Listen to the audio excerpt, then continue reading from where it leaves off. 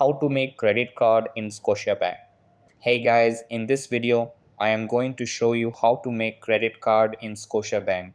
It's a simple and quick process, so make sure to watch this video till the end and let's get started. First, open any web browser on your mobile device or desktop.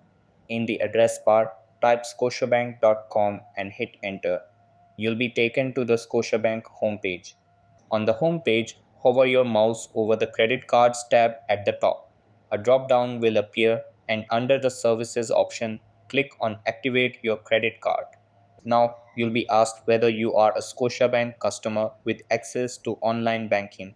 If you are, select Yes and sign in with your credentials to proceed with the activation. If you don't have online banking access, select No and click Continue.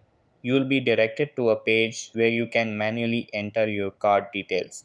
Enter your credit card number in the space provided and follow the remaining steps to complete the activation process. Once you've entered all the required information and followed the instructions, your Scotiabank credit card will be successfully activated. That's all for the video.